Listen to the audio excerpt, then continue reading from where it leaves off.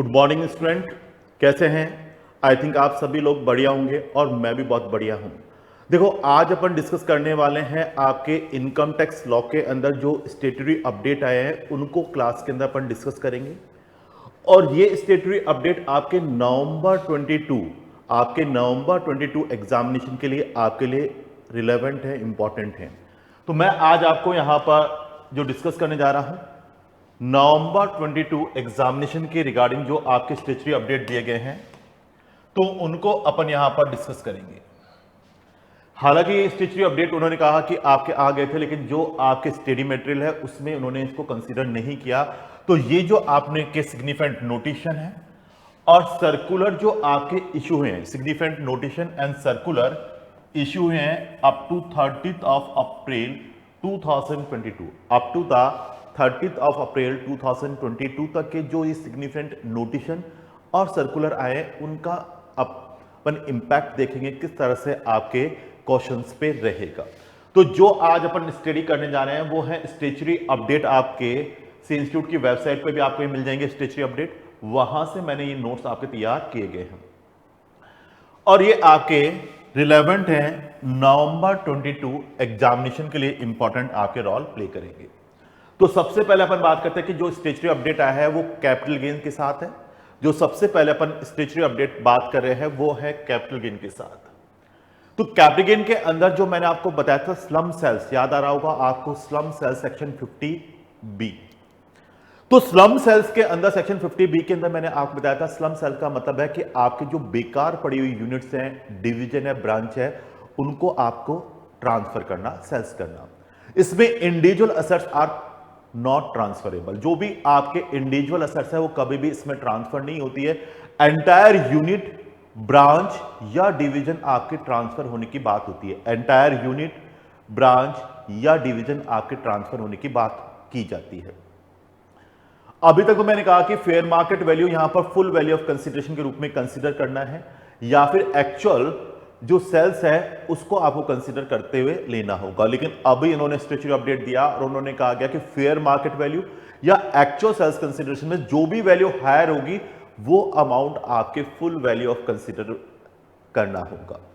हालांकि अपन ने देखा था कि स्लम सेल्स के अंदर मैंने कहा कि स्लम यूनिट को यदि आपने 36 में कम रखा है तो शॉर्ट टर्म होगा और 36 मंथ से एक्सेस रखा है तो लॉन्ग टर्म आपके कंसीडर किया जाता है।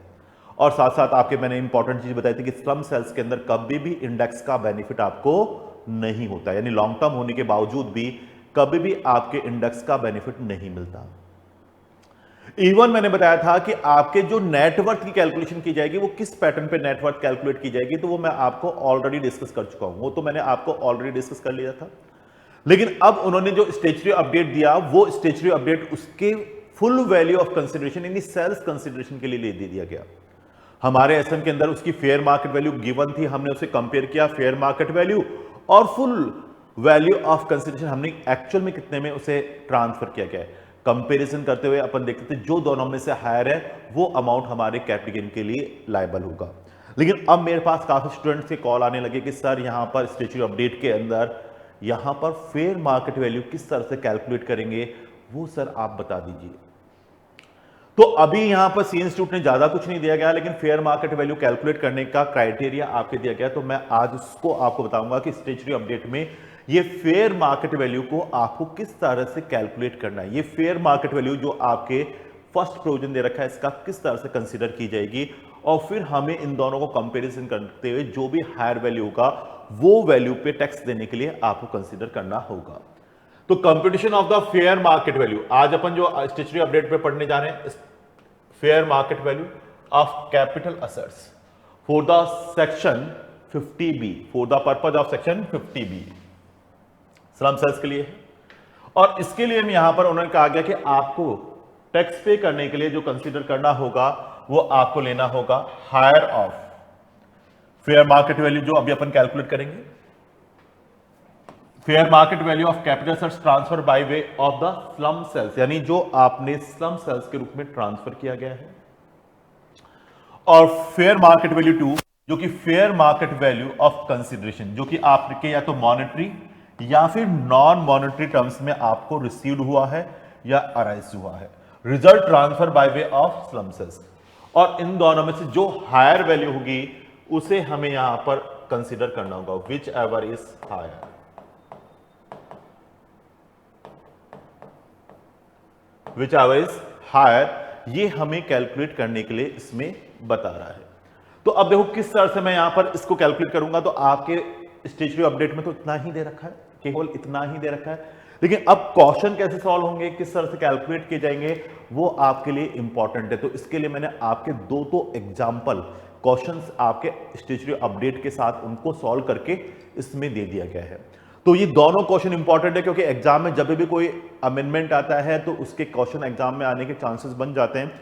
तो दोनों क्वेश्चंस को मैंने स्टेशनरी अपडेट के साथ आपके यहां पर गिवन कर दिया है, तो वो आपको यहां पर देखना है, क्योंकि ये क्वेश्चन एग्जाम में आपके आने के चांसेस बनेंगे। तो सबसे पहले फेयर मार्केट वैल्यू, जो fair market value of capital assets जो ट्रांसफर की गई वो किस तरह से हमें निकालनी है, तो उसके लिए आपके फॉर्मूला दे दिया गया। फॉर्मूला क्या दिया गया है, तो अपन बात करते हैं फेयर मार्केट वैल्यू 1, जिसके अंदर ये आपके फॉर्मूला गिवन है। और इस फॉर्मूले में कुछ चीजें को आपको ध्यान में रखते हुए आपको फेयर मार्केट वैल्यू डिटरमाइन करनी है, और उसके हिसाब से आपको क्या कैलकुलेट करना है, फेयर मार्केट वैल्यू आपको कैलकुलेट करना होगा। तो डियर कैसे देखेंगे, तो इसके लिए उसने कहा ए बी सी डी इनको तो जोड़ना है, और एल मतलब लायबिलिटी को लेस करना है, एल मतलब लायबिलिटी को आपको लेस करना है। ए का मीन है book value of all assets other than jewellery है, आर्टिस्ट वर्क है, शेयर्स, इमूवेबल प्रॉपर्टी, वो सबका कैलकुलेशन यहां पर दे दिया। तो और जितनी भी है उनका बुक वैल्यू आपके लेनी है, ऑल असेट्स। अब इन्होंने कहा इसमें से आपको the following amount which to such undertaking the division amount of income tax paid, लेकिन उसमें से लेस कर देना रिफंड अमाउंट। फिर इसके बाद ये कहता है ये आपको रिड्यूस करनी है, ये दोनों चीजें रिड्यूस करनी है। Amount show as assets include in unamortized amount deferred expenditure which does not represent value of any assets, इनको रिड्यूस करने के लिए बताता है, यानी दोनों लेस हो जाएंगी इसमें से। तो आपको तो सिंपली एग्जाम के पॉइंट ऑफ व्यू से क्या यूज करना है, book value of all assets, book value of all assets आपको लेना है। साथ ही साथ आपको बी का मतलब है प्राइस, किसका है, ज्वेलरी का, और आर्टिस्ट वर्क जो कि आपको यहां पर लेना है किस वैल्यू पे, open market value.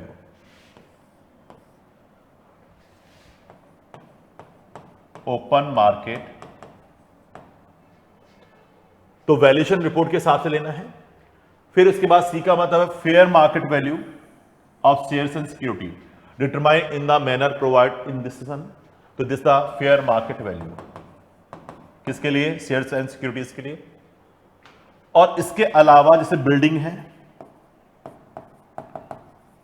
Land and building अपन बात करें, लैंड एंड बिल्डिंग या फिर बोथ, तो उसके लिए इमूवेबल प्रॉपर्टी के लिए स्टैम्प ड्यूटी वैल्यू एसडीबी आप क्या लेनी होगी, एसडीबी। स्टैम्प ड्यूटी वैल्यू यानी किसके लिए, आपको लैंड, बिल्डिंग या फिर बोथ के लिए। तो सिंपल से वर्डों में अपन बात करें कि इनका टोटल आपके लेते हुए उसमें से लायबिलिटी को लेस कर दोगे, तो ये फेयर मार्केट वैल्यू आपके आ जाएगी स्टेप वन में। तो यहां पर अपन डिनोट करते हैं book value of all assets, बाकी की तो जितनी भी है book value of all assets, जितनी भी आपके बुक वैल्यू है उन पर आपको डिनोट करना है book value of all assets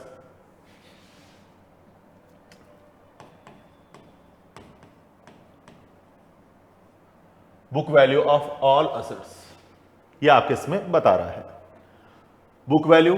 फिर मैंने कहा जैसे आपके ज्वेलरी है, आर्टिस्ट है, तो उसके लिए ओपन मार्केट बेस पे जो वैल्यूएशन रिपोर्ट आएगी, तो ओपन मार्केट के हिसाब से वैल्यूएशन रिपोर्ट के साथ आपको वर्किंग करनी है।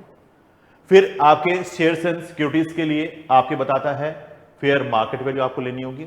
इसके अलावा जैसे लैंड है, बिल्डिंग है, बोथ है, तो उसके लिए एसडीवी जो अपन को लेना है उसके हिसाब से लेना होगा। और उसमें से डियर आपको लेस कर देना है, उसमें से आपको लेस कर देना है लायबिलिटी, ये लायबिलिटी को लेस करना है। तो लायबिलिटी किस तरह, book value of liability appear in the books of account, जो कि किस में दिखाई दे रही है, आपके बुक्स ऑफ अकाउंट्स में दिखाई दे रही है।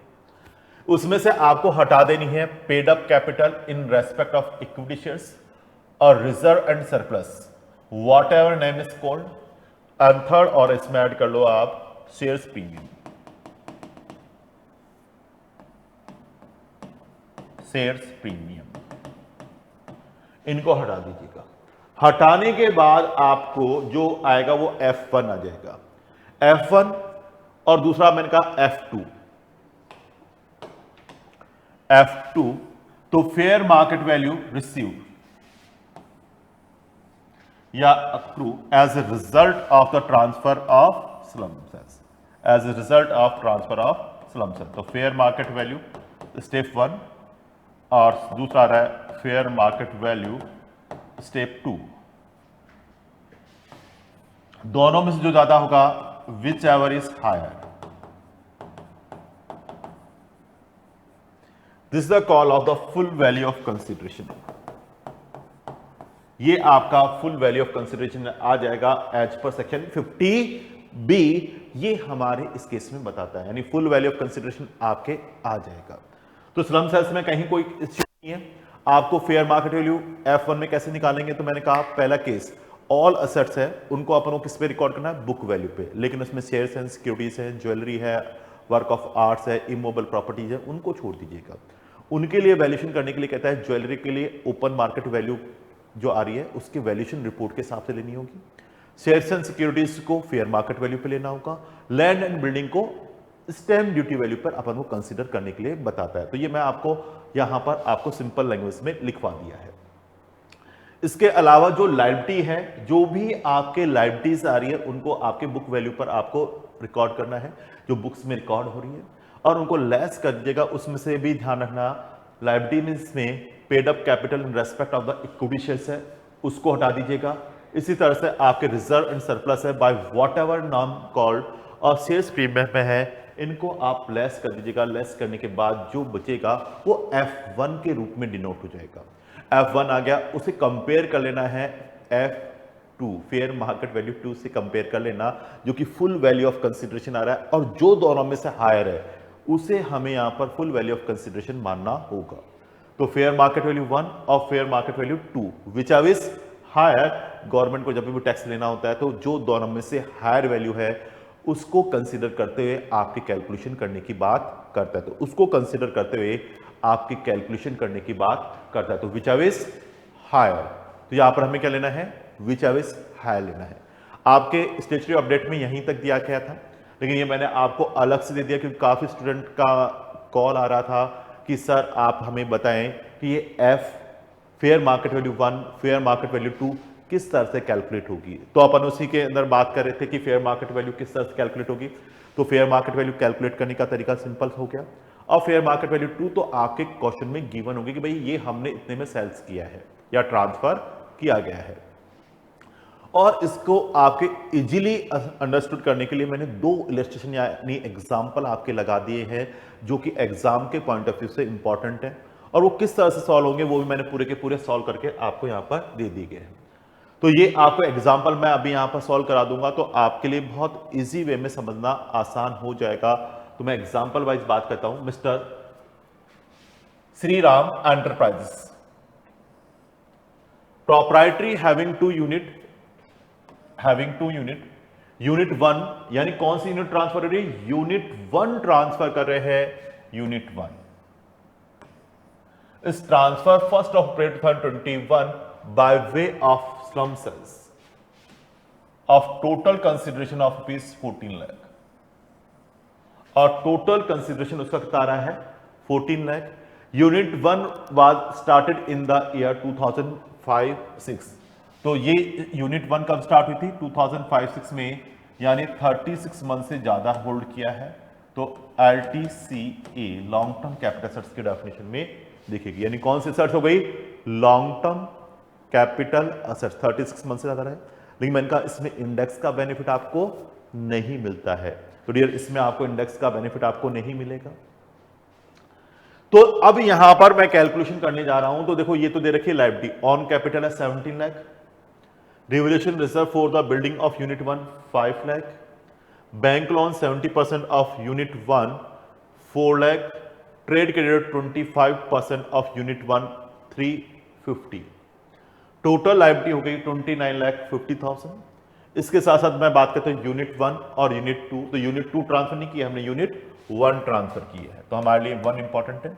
बिल्डिंग है 13 लाख की, मशीनरी है 4 लाख की, डेटर्स है 2 लाख के, और पेटेंट है 250, और इसमें टोटल हो गया 21,50,000।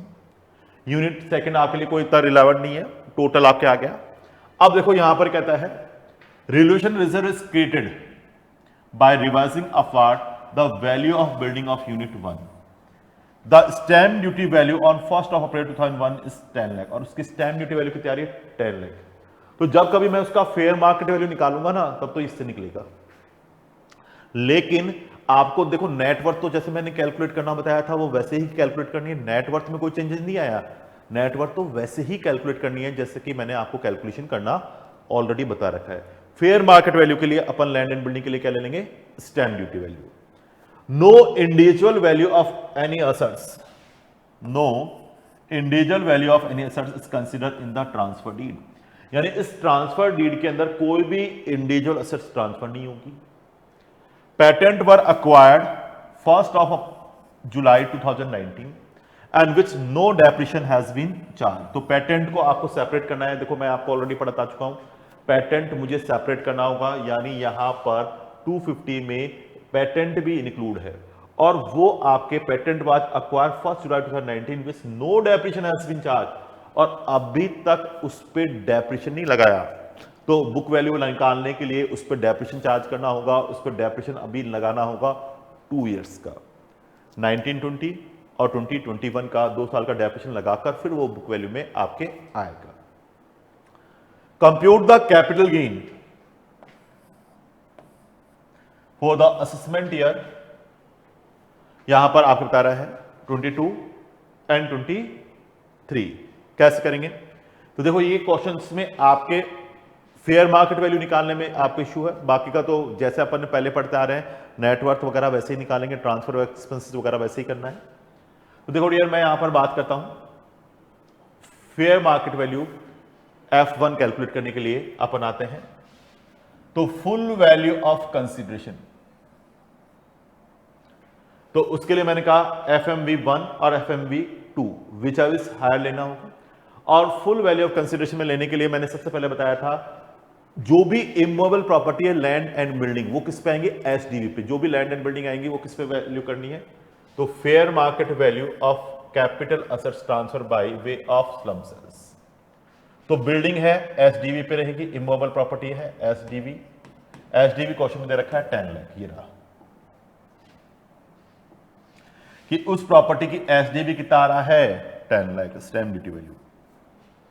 इसके अलावा जितनी भी असेट्स हैं वो बुक वैल्यू पर रिकॉर्ड करनी है, बुक वैल्यू पर रिकॉर्ड करनी है, तो ये तो हो गया SDV 10 लाख, मशीनरी है 4 लाख तो 4 लाख पे आ जाएगी, डेटर्स है 2 लाख पे आ जाएंगे, लेकिन पेटेंट है ना इस पे आपको 2 ईयर का डेप्रिशन लगाना है, क्योंकि आपने कोई डेप्रिशन चार्ज नहीं किया, तो बुक वैल्यू निकालने के लिए इस पर डेप्रिशन 2 साल का आपको कंसीडर करना होगा। तो देखो मशीनरी 4 लाख कोई इशू नहीं है, डेटर्स ये भी बुक वैल्यू पे आ गए तो कोई इशू नहीं है, लेकिन पेटेंट बुक वैल्यू पे लाने के लिए मुझे इस पर डेप्रिशन लगाना होगा, और डेप्रिशन यहां पर बात करता हूं, पेटेंट पे डेप्रिशन रेट है 25%, रेट ऑफ डेप्रिशन है, इंटेंजिबल असेट्स है 25%, तो आप कैलकुलेट कर लो। तो डियर देखो 250 का 25% 62,500 लेस कर दें तो WDV आ गया 1,87,500, और डेप्रिशन फॉर फाइनेंशियल ईयर 2021 अगले साल का भी लगा दो WDV पे 46,875, 1,40,625, इसको ट्रांसफर करो आपके यहां पर, तो ये आ गया यहां पर, और ये आपके यहां पर appearing in the books of count, ये तो जिस वैल्यू पे अपेयर कर रखे हैं उसी वैल्यू पे आएगा, लेकिन नेटवर्थ की कैलकुलेशन में किस पे चल जाएगा, उस पे चला जाएगा। नेटवर्थ में तो जो सेक्शन 43 आपके वहां पर दे रखा है वैल्यू डेप्रिशिएट वैल्यू पे लेके चलेंगे, यहां तो appearing in the books of counts में किस वैल्यू पे दे रखी है उसी वैल्यू पे लेना है, तो ये जगह 50,000, 18,50,000 आ जाएगा। लेकिन नेटवर्थ की कैलकुलेशन करने के लिए दें, यहां पर कंट्रोवर्सी आएगी, किस पे आएगा, इस पे आएगा। लेकिन यहां अभी अपन फेयर मार्केट वैल्यू के अंदर बात करें, जो appearing in the books of account, जिस वैल्यू पे बुक्स में दिखा रखी है उसी वैल्यू पे लेना है। तो 18,50,000, लेकिन इसमें से बाहर निकाल दो, टोटल असेट्स लायबिलिटी थी 29,50,000। उसमें से मैंने कहा शेयर्स कैपिटल हटानी है, रिजर्व हटाना है, शेयर्स प्रीमियम हटाना है। साथ ही साथ यहां पर जो ये तो टोटल है, यूनिट 1 और यूनिट 2 की टोटल है, तो यूनिट 2 का वैल्यू निकालो इसमें से। तो देखो यहां पर 4 लाख का 30% यूनिट, इसमें तो 120 लाख कर दो, ये आपके आ गया 4 लाख का 30%, यूनिट 2 का पार्ट है।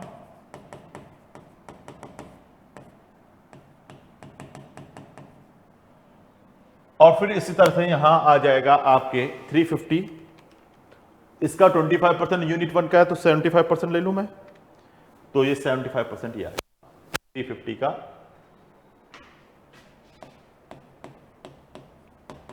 75% यूनिट किससे लिंक है, यूनिट 2 से लिंक, तो इसको लेस कर दो।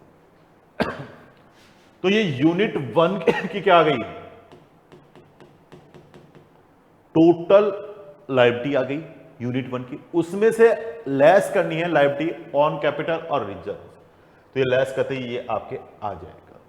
तो लेस करने के बाद फेयर मार्केट वैल्यू होगी 14,82,500, 14,82,500। और हमने एक्चुअल में कितना बेचा है, तो ये fair market value of consideration received या अराइज हो रहा है, एक्रूड, रिसीव और एक्रूड एक्चुअल में, तो ये दिस द एक्चुअल जो आपके क्वेश्चन में दी गई है। और इन दोनों में से आपको कंपैरिजन करना है, विच is higher.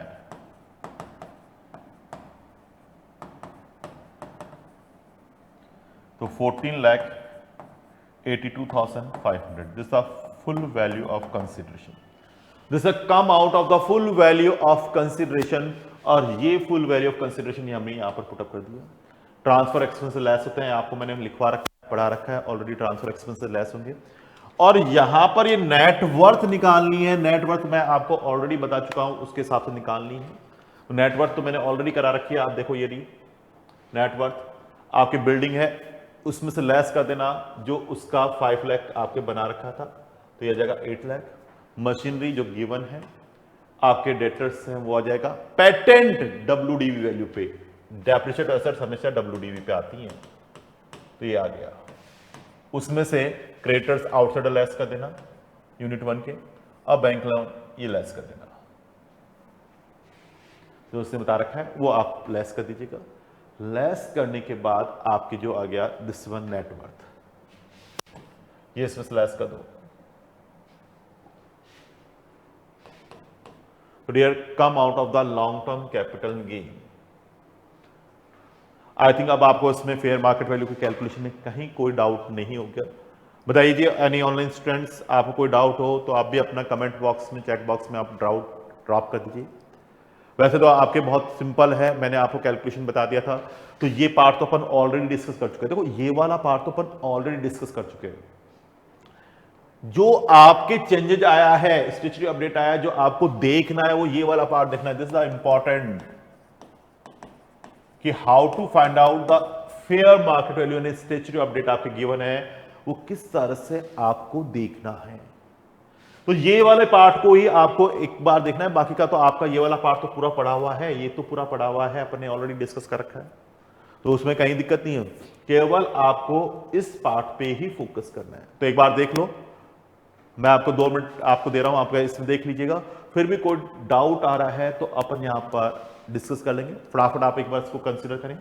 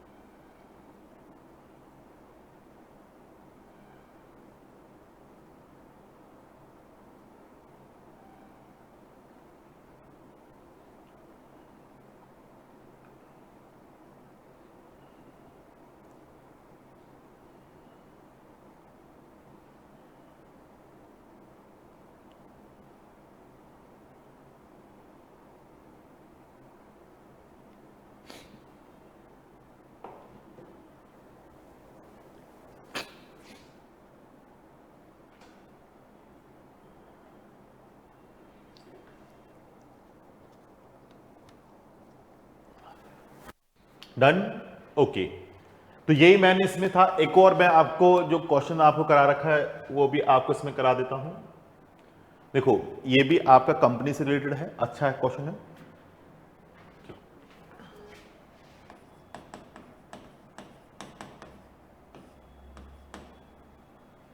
Example 2, PQR Limited 2 units.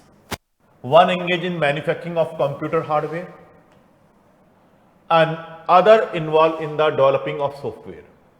As a reconstruct drive, the company has decided to sell is the software unit going concern by way of slum cells. 385 lakhs में to a new company called S Limited in the it's holding 74% equity. Balance sheet of PQR Limited as on 31st March 2022 being a date on which the software unit has been transferred is given. देखो अब इस case में आपको बता रखा है paid up share capital 300 ये लैक्स में है, जर्नल रिजर्व 150 और शेयर्स प्रीमियम मैंने कहा तीनों को हटाना होगा 50, रिवोल्यूशन रिजर्व ये भी जाएगा, करंट लायबिलिटी आपके ये आ रहा है, hardware unit and software unit ये करंट लायबिलिटी आपकी आ रही है, fix assets hardware unit 170, software unit 200, debtors है आपके हार्डवेयर यूनिट का 140, सॉफ्टवेयर यूनिट 170। अब इसके बाद अपन बात करें इन्वेंट्री है हार्डवेयर यूनिट और सॉफ्टवेयर यूनिट की है 35 जो कि आपके इसमें बता रहा है। तो अब मुझे इस केस में कैलकुलेट करने के साथ साथ इसमें बता रहा है कि हमने इसको ट्रांसफर तो कर दिया। The following additional information furnished by the management software unit is expense since May 2015।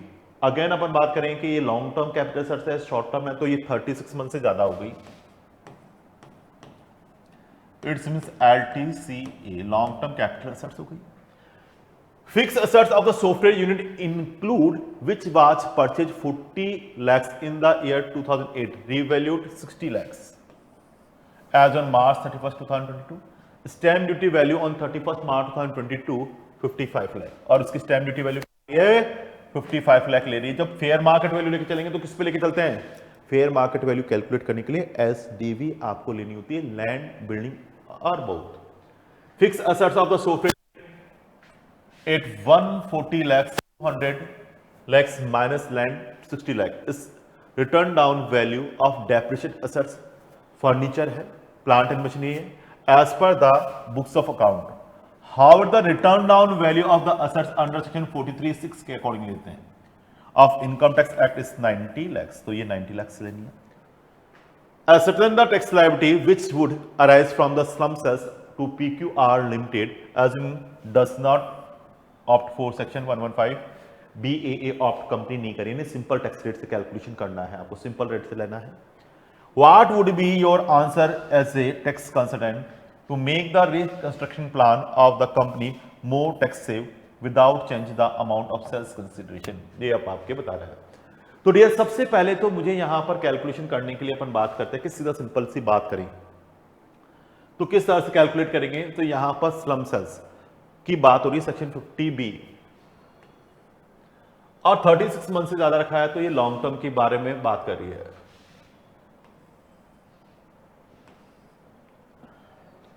तो यहां पर अपन कैलकुलेशन इसमें बाद में आएंगे टैक्स रेट पे। मैं आता हूं जो आपके इंपॉर्टेंट चेंजेस जो हुआ है जिसको आपको फोकस करना है। तो देखो सबसे पहले अपन बात करते हैं लैंड और बोथ आपको किस वैल्यू पे लेके चलना है। तो लैंड है, बिल्डिंग है, बोथ है, वो आपको लेना होगा SDV पे 55 लाख। इसके अलावा जो भी एसेट्स है वो जो बुक्स में अपेयर हो रही है उस वैल्यू पे लेना है अदर, यानी furniture and plant and machine book value as appear in the books of account 200 lakh minus 60 lakh 140। इसके बाद डेटर्स जो बुक्स में दे रखे हैं book value appearing in the books of account debtors की बात करें तो कितने में शो रहा है 110। ये सॉफ्टवेयर यूनिट के लेने हैं, आपको कंफ्यूज होते हैं बच्चे, तो बेटा ये सॉफ्टवेयर यूनिट के लेने हैं, जो मैंने टिक लगा रखा है सॉफ्टवेयर यूनिट के लेने हैं। ये आपके सॉफ्टवेयर यूनिट में से था तो उसको हटा के फिर हमने लिया है। और इसके बाद इन्वेंट्री है 35 जो बुक्स में आपके रिप्रेजेंट हो रही है 35, 340। अब इसमें से आपको लेस कर देना है पेड अप सर, ये 750 टोटल है, ये टोटल 750 है लायबिलिटी आपके, दिस वन 750। इसमें से आपको किसका हटाना है? तो हार्डवेयर यूनिट हटा दो तो 40 है, हार्डवेयर यूनिट कितना दिखाई दे रहा है 40, वो लेस कर दो, हार्डवेयर यूनिट में हटा दो 40, तो 710 हो गए। उसमें से अब पेड अप शेयर्स कैपिटल हटा दो, जनरल रिजर्व हटा दो, शेयर्स प्रीमियम और रिवोल्यूशन रिजर्व, किसी भी तरह से नाम से रिजर्व है वो सब हटाना है। हटाने के बाद आ जाएगा 620, ये लेस कर दीजिएगा तो 250 आ गया। जबकि हमने एक्चुअल में कितने में ट्रांसफर किया है? तो डियर अपने एक्चुअल में ट्रांसफर हुआ है ये यूनिट 385, यानी सॉफ्टवेयर हमने 385 में ट्रांसफर किया, तो 385 हमारे यहाँ आ गया। तो विच इज हायर, आपको कंपेरिजन करना है this and this one, which is higher.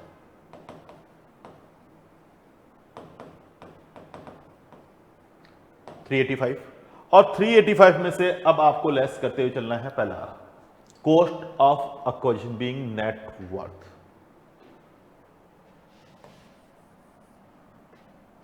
ये नेटवर्थ निकालने का तरीका जो मैं आपको ऑलरेडी पढ़ा चुका हूं उसी के साथ चलना है। तो नेटवर्थ निकालने के लिए अपन आते हैं, देखो यहां पर आपके लैंड लेस कर देना है, रिवोल्यूशन नॉट बी कंसीडर। तो ये कितना आ रहा था आपके, देखो बुक्स में फिक्स सेट्स आपके बता रखा था सॉफ्टवेयर यूनिट की, जैसे अपन बात करते हैं 200, और इसके साथ साथ इसने कहा यहां पर आपके फिक्स सेट सॉफ्टवेयर यूनिट, तो स्टैम्प ड्यूटी वैल्यू तो ये है, लेकिन इसके साथ साथ आपको वैल्यूएशन करना है लैंड परचेज है 40 लाख, तो एक्चुअल क्या है 40 लाख।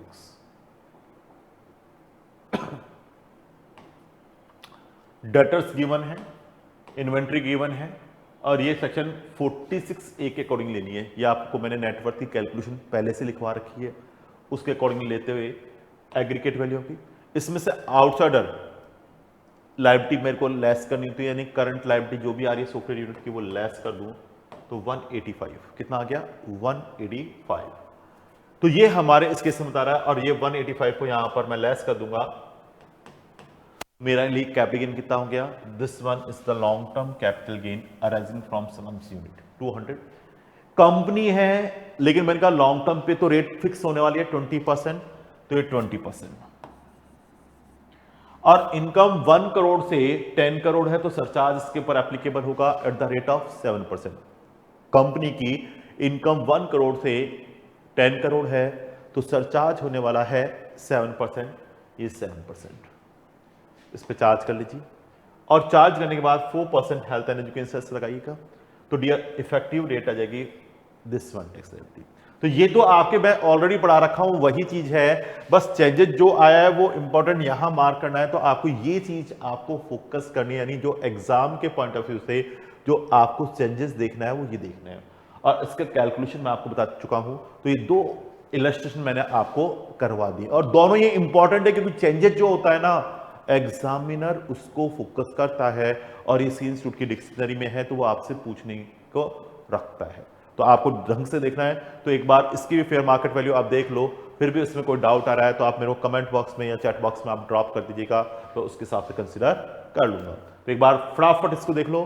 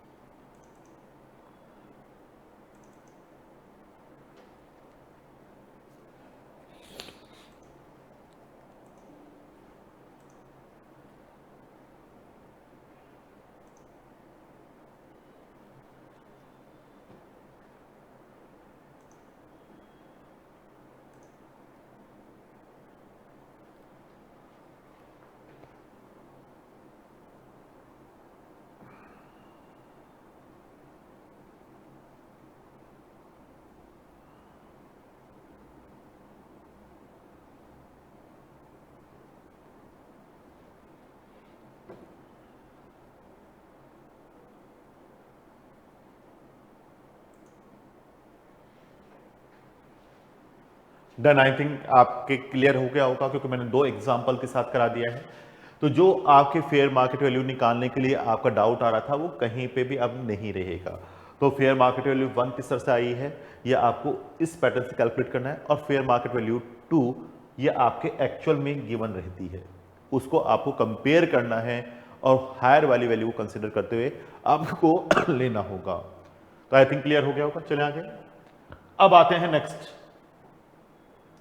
एक इन्होंने अब जो दे रखा है कैपिटल के अंदर आपके यूलिप वगैरह के लिए, तो उन्होंने कहा कि ये इंटर लेवल पे नहीं है, जैसे मैं आपको बता दूं तो वो आपको नहीं पढ़ना है, वो उन्होंने कहा फाइनल लेवल पे है, तो आपको उसका अमेंडमेंट नहीं पढ़ने हैं, उनको इग्नोर करना है। साथ ही साथ अब ये टीडीएस के चैप्टर में कुछ उन्होंने अमेंडमेंट्स दिए गए हैं, देखो आपको मैं बताता हूं। ये जो उन्होंने दिए गए हैं वो आपको इसमें ज्यादा फोकस नहीं करना है।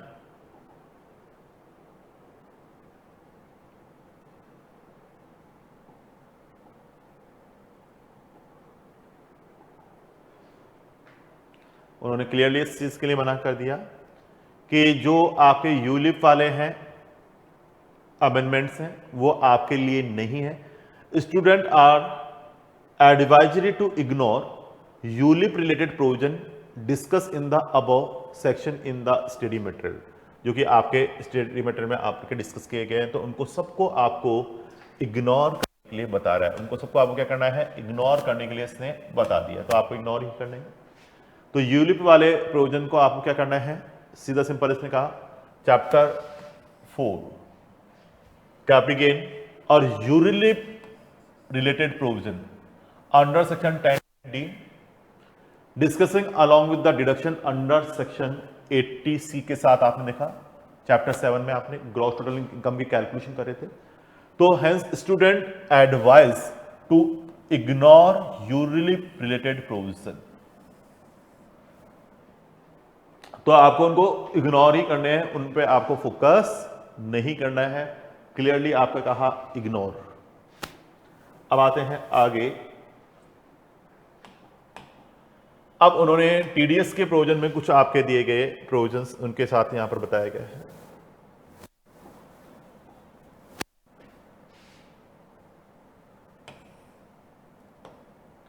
चैप्टर 9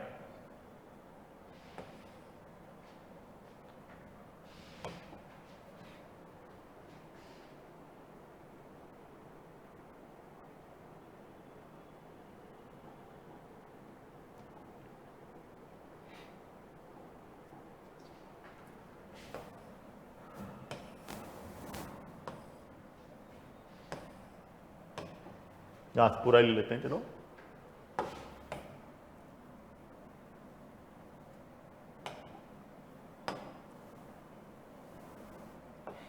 चैप्टर 9 में काफी थोड़े छोटे अमेंडमेंट दिए गए, हालांकि ये अमेंडमेंट अपन ऑलरेडी डिस्कस कर चुके हैं, लेकिन काफी बच्चों को कंफ्यूजन क्रिएट होता है कि भाई सर ये स्टेचुरी अपडेट में आए हैं तो इनका क्या करें क्या नहीं करें।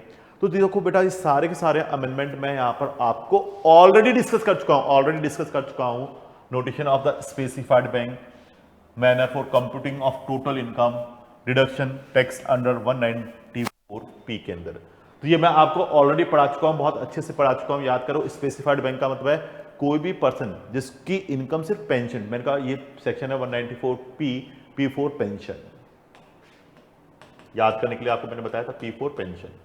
और यहां पर एससी की एज 75 ईयर और मोर है। देखो ये मैंने आपको बताया था कि रेजिडेंट इंडिविजुअल होना चाहिए, पहली चीज होना चाहिए वो रेजिडेंट इंडिविजुअल होना चाहिए, और उसका एज 75 ईयर और मोर होना चाहिए, 75 ईयर और मोर होना चाहिए।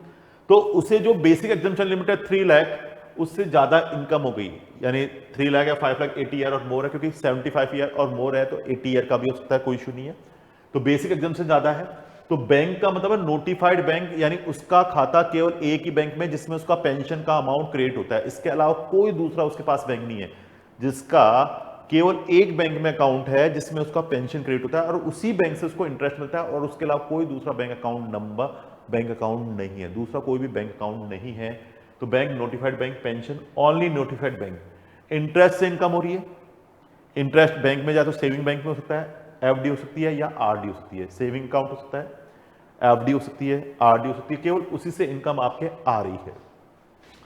Declaration filed by the SC, ये आपके एससी को डिक्लेरेशन फाइल करना है कि टीडीएस अंडर सेक्शन 194 में उसका डिडक्ट करे कि उसके पास कोई दूसरा बैंक अकाउंट नंबर नहीं है, तो फिर उसका टीडीएस जो डिडक्ट किया जाएगा एज पर द स्लैब रेट, जो भी आपके ऊपर स्लैब रेट एप्लीकेबल होती है उससे हमें उसका पूरा टीडीएस डिडक्ट कर लेना है। तो भैया फिर उसको कोई इनकम टैक्स का रिटर्न फाइल करने की रिक्वायरमेंट नहीं है। If assessee have the another bank account then he required to be filed return, तो फिर उसे रिटर्न फाइल करना होगा। और इस केस में कहता है टीडीएस डिडक्ट 192 में, यदि दूसरे बैंक में अकाउंट है तो टीडीएस डिडक्ट होगा 192 सैलरी के लिए, पेंशन के लिए, ये तो पेंशन के लिए, और 194 ए के अंदर interest other than securities, interest other than securities पे जो टीडीएस 194 ए में डिडक्ट होता है वो प्रोविजन लगेगा। लेकिन वो इस चीज का डिक्लेरेशन दे देता है कि उसका पास कोई दूसरा बैंक अकाउंट नंबर नहीं है, उसके पास उसका कोई दूसरा बैंक अकाउंट नहीं है।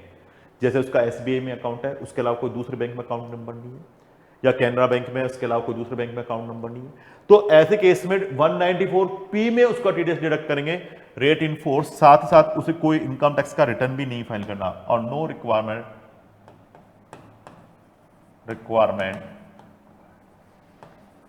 टू फाइल आरओआई, और उसे फिर कोई आपके रिटर्न भी फाइल करने की रिक्वायरमेंट नहीं आएगी, और उसे कोई रिटर्न फाइल करने की रिक्वायरमेंट नहीं आएगी। लेकिन यदि उसने जैसे ही दूसरे बैंक में खाता खुला लिया तो फिर वो स्पेसिफाइड या नोटिफाइड बैंक नहीं रहा, और फिर उसका टीडीएस नॉर्मल प्रोविजन के हिसाब से डिडक्ट होगा, यानी 192 में टीडीएस सैलरी के हिसाब से डिडक्ट होगा, और 194 ए में जो टीडीएस है इंटरेस्ट अदर देन सिक्योरिटी, उसके हिसाब से टीडीएस डिडक्ट करने के लिए आपके बताता है। तो ये प्रोविजन दे रखा है, तो शॉर्ट में मैंने आपको लिखवा दिया है, तो आप एक बार फटाफट इसको गो थ्रू हो लें, फिर उसके बाद मैं इसको आगे कंटिन्यू एग्जाम्पल के थ्रू कराता हूँ। हालांकि एग्जाम्पल भी मैंने आपको करा रखा है, कोई बड़ा इश्यू नहीं है इसमें, फिर भी अपन इसको देख लेंगे। ओके डन, हाँ जी देख लेंगे। आपको ये पीडीएफ आपको वीएसआई के पोर्टल पे, आपको टेलीग्राम ग्रुप पे अवेलेबल हो जाएगा। वीएसआई के पोर्टल पे या टेलीग्राम ग्रुप पे आपको अमेंडमेंट लेक्चर भी अवेलेबल रहेगा, यूट्यूब पे भी आपको मिल जाएगा, इवन ये आपके पीडीएफ आपको अवेलेबल हो जाएगी आपके टेलीग्राम ग्रुप पे। तो ये आपके पूरा का पूरा पीडीएफ आपको अवेलेबल हो जाएगा, इसके लिए आपको कोई टेंशन नहीं लेना, आप प्रोविजन पे ध्यान दो।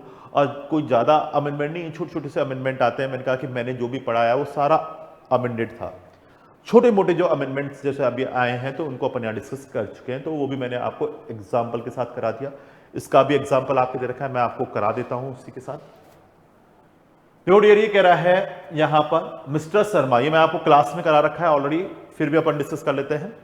Mister Sharma a resident Indian is 77 year and 75 year or more है, getting pension 52,000 per month from UP state government. तो इसने यहां पर अमेंडमेंट के साथ उन्होंने कहा कि उसका रेट इन फोर्स से टीडीएस कटेगा, यानी उसे एटीसी की डिडक्शन दे दो सारी, उसे बेसिक एग्जाम्पशन दे दो, उसे रिबेट भी मिलती है 87A की, तो रिबेट देने के बाद उसकी जो टैक्स इनकम आ रही है उस पर जो टैक्स रेट लगेगा वो रेट इन फोर्स से लगेगा, उस चीज को उसने बताया है। नॉर्मली अपन ने क्वेश्चन कर लिया तो आपको अच्छे से समझ जाएगा कि पेंशन है 52,000 per month from UP state government, same is credit to his saving account in SBI Lucknow. In addition he get interest 8% on fixed deposit of 20 lakhs with the said bank out of the deposit 20 lakh, 2 lakh represent 5-year term deposit made by him। अब ये 5-year term deposit यानी 2 लाख की है, तो ATC के अंदर deduction मिल जाएगा कितना, 1.5 लाख रुपए का एटीसी के अंदर डिडक्शन मिल जाएगा by him on 1 April 2021। Interest on saving bank credit to his SBI saving account for the previous year 21-22 9,500। देखो यहां पर तो सेविंग अकाउंट हो या एफडी पे हो, एटीटीटीबी 50,000 रुपए का 50,000 रुपीज का आपको एटीटीटीबी अवेलेबल हो जाएगा। 60 ईयर मोर, यहां 77 ईयर का है तो एटीटीटीबी इसे 50,000 का मिल जाएगा, सेविंग पे भी, एफडी के इंटरेस्ट पे, बैंक में, पोस्ट ऑफिस, कोऑपरेटिव सोसाइटी के इंटरेस्ट पे। From the above fact compute the total income and tax liability of mister Sharma for the assessment year 22-23 Assume that he has not opt the section 115 BAC, यानी जो new tax regime है, जो नई tax rate मैंने आपको बताई थी, वो ये आपके ऑप्ट नहीं कर रहा है। तो डियर देखो 52,000 पर मंथ आपकी क्या है, पेंशन है, मल्टीप्लाई बाई 12 कर दो, ये तो उसकी सैलरी आ गई। सैलरी में आपको पता है 50,000 का स्टैंडर्ड डिडक्शन अपन देते ही देते हैं, तो ये 50,000 का स्टैंडर्ड डिडक्शन देने के बाद ये अमाउंट आ जाएगा 5,74,000। Income from other sources, interest on fix deposit इसने कराया 20 लाख 8% के रेट से 160, और इंटरेस्ट ऑन सेविंग अकाउंट है 9,500, तो टोटल हो गया 1,69,500। जीटीआई आ गया 7,43,500।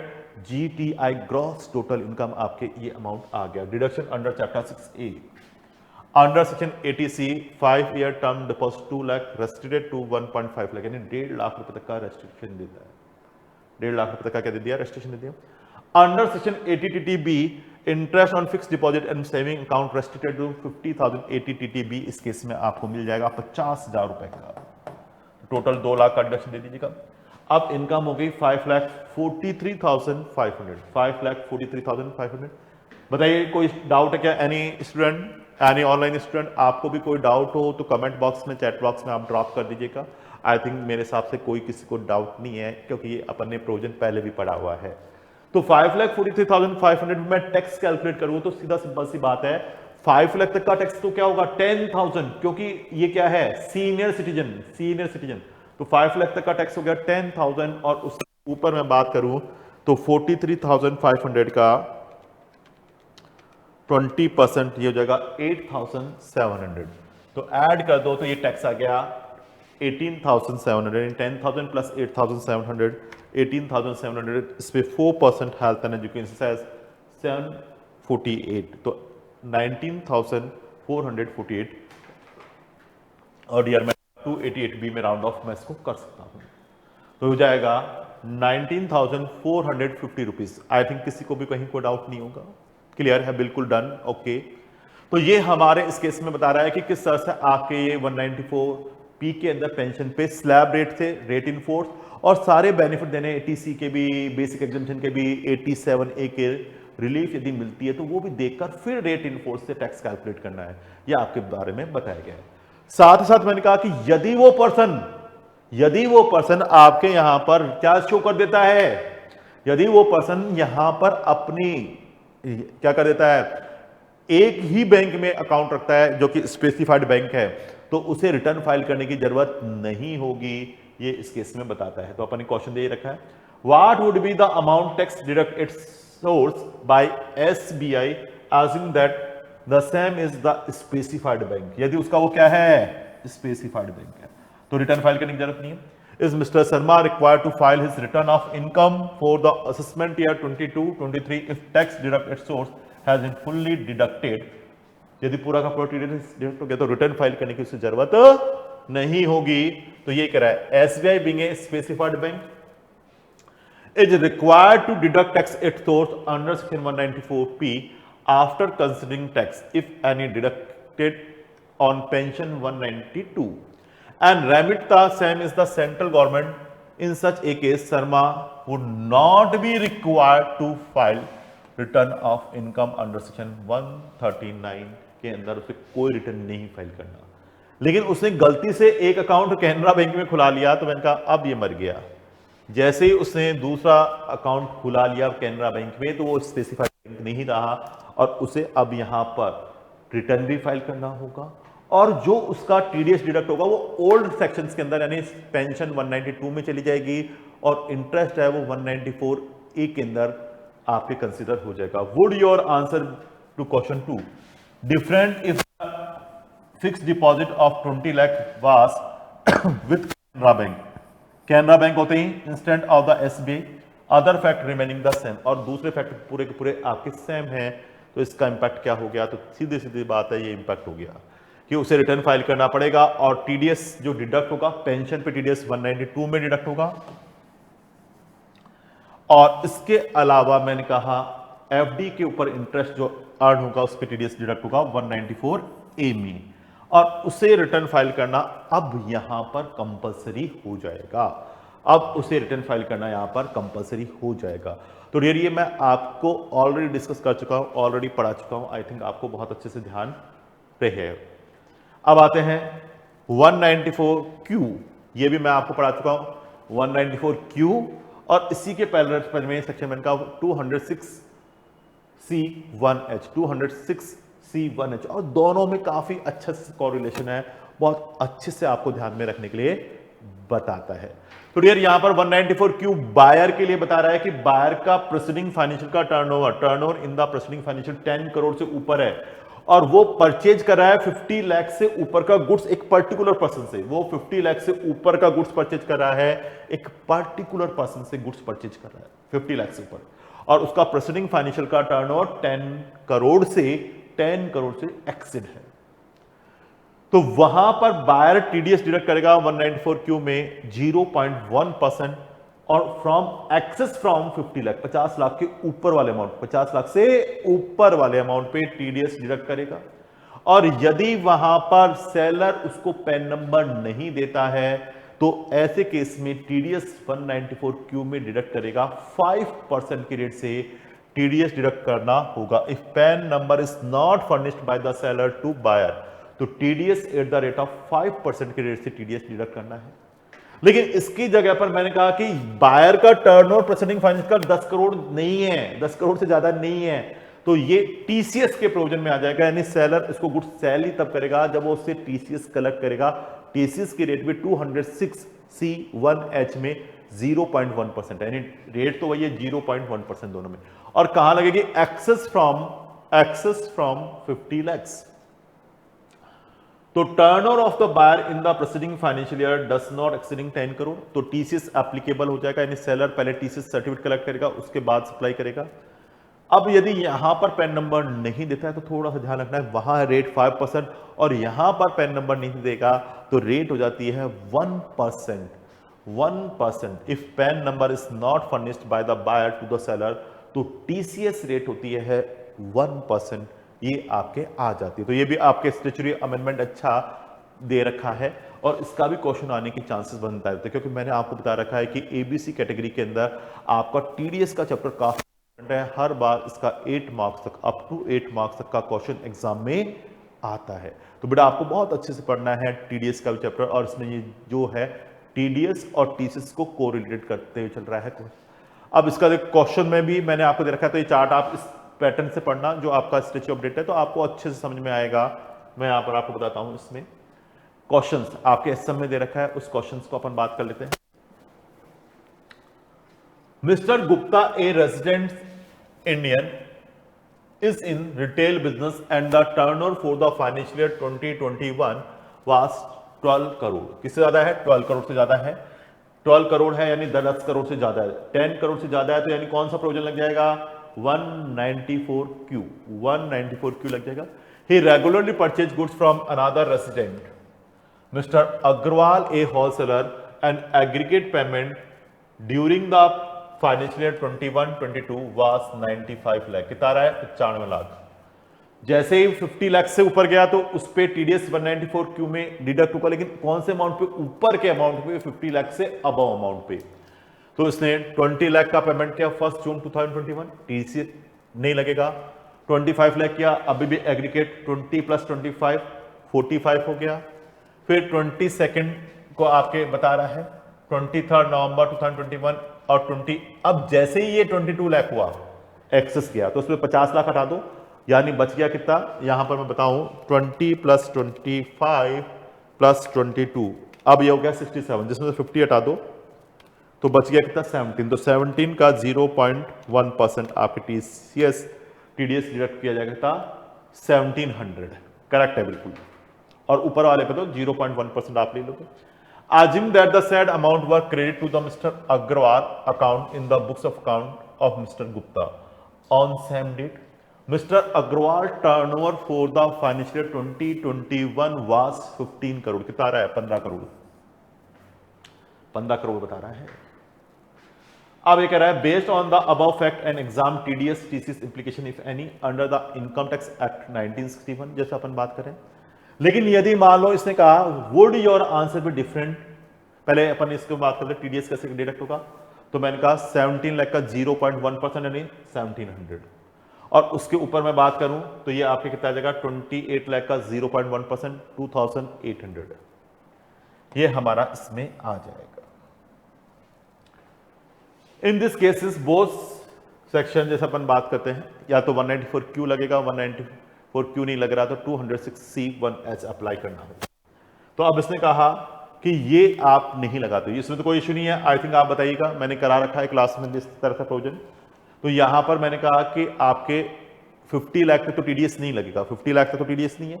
50 लाख से ऊपर कितना चला गया, 50 लाख से ऊपर गया, पहला पेमेंट हो 22 लाख, उसमें 5 लाख तो 50 लाख के अंदर अब्सॉर्ब हो गया, तो 17 लाख का 0.1%। आप टोटल लगा लो 20 + 25 + 22 67, उसमें से हटा दो 50, तो 17 लाख आ जाएगा। तो 17 लाख का 0.1%।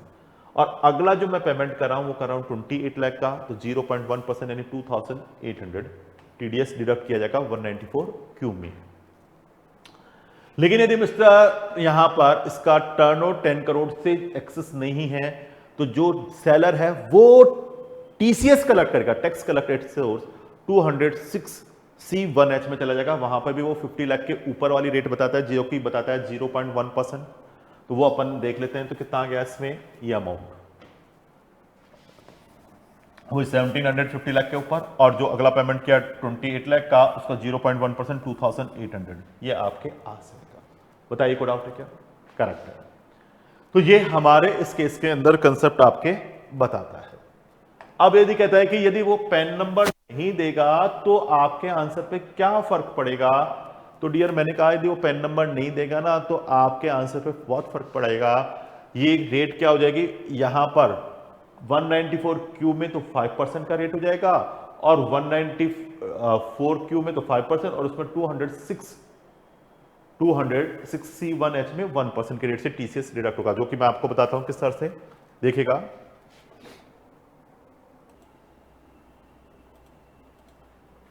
अब देखो मैंने कहा कि यदि पैन नंबर नहीं देता है तो 194Q में टीडीएस का रेट होगा 5%, और 206C1 में होगा टीडीएस का रेट 1%। तो वो जो आपके अमाउंट है 17 लाख में 5% के रेट से 85,000 बायर डिडक्ट करेगा, और 28 लाख का 5% 140 टीडीएस डिडक्ट करेगा।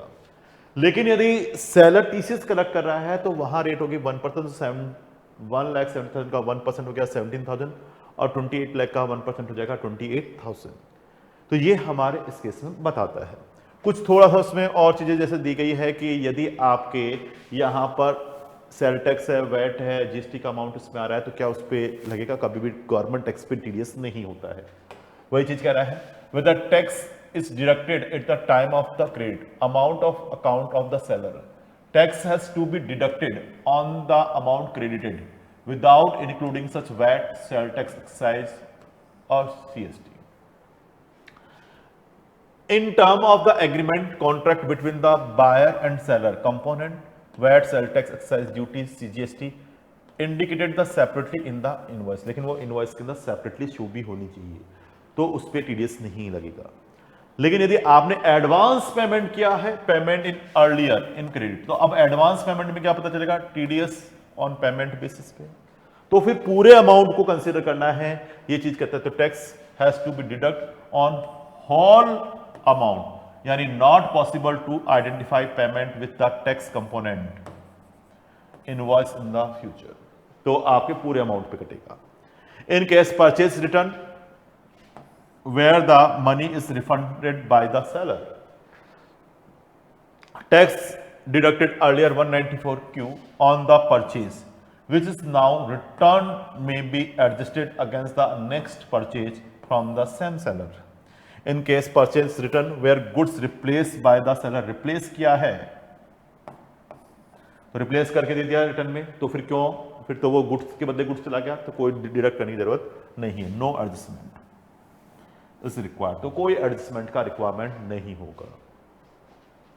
इसके बाद अपन आते हैं चैप्टर 10 के अंदर, आपके छोटू मोटू सा अमेंडमेंट दे रखा है, वैसे तो अपन ने पढ़ लिया।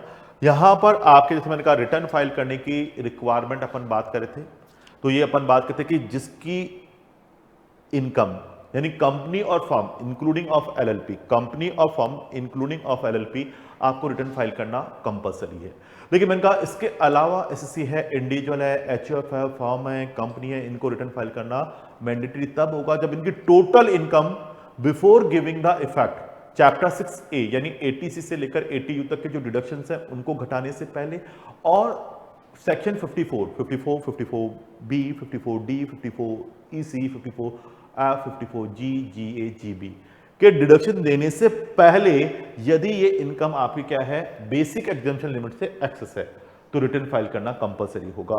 अब इन्होंने इसके साथ साथ कुछ पॉइंट एडिशन और किए गए हैं जिस केस में उन्होंने कहा इनको भी रिटर्न फाइल करना कंपलसरी हो जाएगा। Requirement of filing of return of income, requirement of filing of return of income under section 139(1) certain person when the quantum of the prescribed transaction exceeding the prescribed monetary threshold limit, जैसे अपन बात करते हैं एक person carrying on business, क्या चला रहा है, business चला रहा है, तो टोटल सेल्स टर्नओवर इसमें इंक्लूड है, ग्रॉस सेल एज केस में भी इन द केस 60 लाख से ज्यादा है during the relevant previous year. A person carrying on the profession his gross received in a profession 10 lakh से accessed the previous year, a resident individual who is 60 year or more at any time in the during the relevant previous year, तो aggregate TDS and TCS in his case 50,000 during the relevant previous year, 50,000 or more during the relevant year. Any other person aggregate TDS TCS in the case 25,000 or more आपके दिखाई दे रहा है। A person saving bank account की अपन बात करते हैं, deposited in the more saving bank account of person aggregate 50 lakh और उससे ज्यादा है, तो ऐसे केस के अंदर यहां पर आपके सेविंग अकाउंट में 50 लाख से ज्यादा का डिपॉजिट हुआ है तो उसे रिटर्न फाइल करना क्या होगा, कंपलसरी रिटर्न फाइल करने की रिक्वायरमेंट को यहां पर आपके बताता है। फिर एक चीज इसमें इन्होंने कहा गया कि मैंने आपको बताया था पैन को आधार से लिंक करना, पैन को आधार से लिंक करने की रिक्वायरमेंट बताई थी, तो वो चीज इसमें भी यहां पर आ रही है। फिर फॉर सब्सक्वेंट इंटीमेशन आधार, यानी आपको मैंने कहा जो पैन कार्ड है उस पैन को आपको किससे लिंक करना है, अब आधार से लिंक करने की रिक्वायरमेंट बताता है लिंक। तो पैन कार्ड को आपको आधार से लिंक करने की रिक्वायरमेंट बताता है। यदि आपने पैन को आधार से लिंक नहीं कराया तो आपका पैन कार्ड इनऑपरेटिव हो जाता है, ये आपको मैंने बताया था। उसकी लेट फी के बारे में अब बताता है कि 500 in case where the intimation made within the 3 months from the date of refer this one, तो ये 30 जून तक ये लेट फी है 500। लेकिन उसके बाद जो लेट फी रहेगी वो 1000 इन ऑल अदर केसेस आपके रहेगी। 1000 की लेट फी इस केस में आपके बताता है, यानी अब 1000 रुपए लगेंगे 1000। पैन कार्ड को आधार से फ्री में लिंक होता था, लोगों ने नहीं कराया, अब रिटर्न फाइल कर रहे हैं, जब उनको पता चला ओह पैन कार्ड को आधार से लिंक कराना था, नहीं हो पाया 31 मार्च तक, तो अब इसकी लेट फी का अमाउंट है 500। और अब जो लगेगा यानी 30 जून तक था वो तो 500, 1 जुलाई से 1 जुलाई से विथ इफेक्ट फ्रॉम 1 जुलाई से ये हो जाएगा 1000 का। अब पेन से आधार नहीं लिंक हुआ तो इसका कॉन्सिक्वेंस क्या होगा कि आपका पेन क्या हो जाएगा, इनऑपरेटिव हो जाएगा। तो PAN of a person has been inoperative, he will not be able to furnish intimate court his pen would be liable to all consequences under the act such failure. This will have number of the implications such case the person would not be able to file return using the inoperative pen. वो return नहीं file करता, pending return will not be process. Pending जो return है, return तो file हो चुकी थी लेकिन पेंडिंग रह गई थी रिटर्न, अभी तक उसका प्रोसेस नहीं है तो वो कभी भी प्रोसेस नहीं होगी जब तक वो लिंक नहीं होगा। Pending refund can not be issue inoperative PAN, जिनका पैन कार्ड आधार से लिंक नहीं हो उनका रिफंड आपके प्रोसेस नहीं होगा, उसका रिफंड प्रोसेस नहीं होगा। Pending processing as in case of the defective return can not be completed once the PAN is inoperative.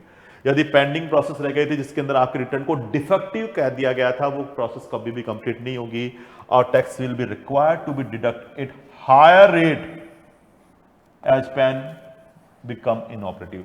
जैसे मैंने कहा कि आप पैन नंबर नहीं देते हो तो वहां 206AA के अंदर आपका टीडीएस का रेट हो जाता है हाई रेट 20%। नॉर्मली 20% अपन ने देखा था।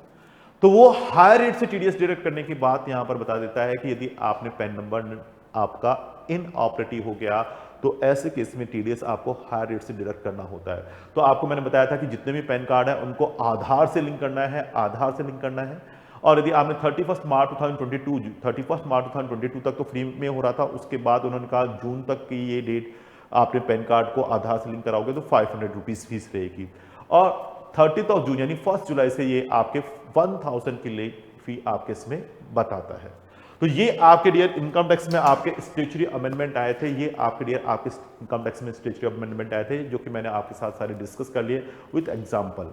और आपके जितने भी स्टेचुरी अपडेट थे मैंने ये सारे के सारे आपको इनकम टैक्स के आपके साथ डिस्कस कर लिए हैं। अब नेक्स्ट वीडियो के अंदर, नेक्स्ट लेक्चर के अंदर मैं आपको जीएसटी के स्टेचुरी अपडेट आपको कराऊंगा। ये जो आपको पीडीएफ है आपको पोर्टल पे अवेलेबल हो जाएगा, या पीडीएफ आपको आपने पोर्टल पे वीएसआई पोर्टल पे आपके टेलीग्राम ग्रुप पे भी अवेलेबल हो जाएगा और चैनल पे भी आपके अवेलेबल हो जाएगा। यह आपके नवंबर 22 एग्जामिनेशन के लिए इंपॉर्टेंट है, तो आपको इसको देखना है। और मैंने कहा जो स्लम सेल्स में जो अच्छा अमेंडमेंट आया है fair market value F1 calculate करने का, उसको देख के जरूर जाना है आपको। और उसके दोनों मैंने एग्जाम्पल कराए हैं, वो आपको बहुत अच्छे से करके जाने हैं, आने के चांसेस बनते हैं। और आप अपनी पढ़ाई को मन लगा के, ध्यान लगा के आप पढ़ते रहिए। Thank you very much.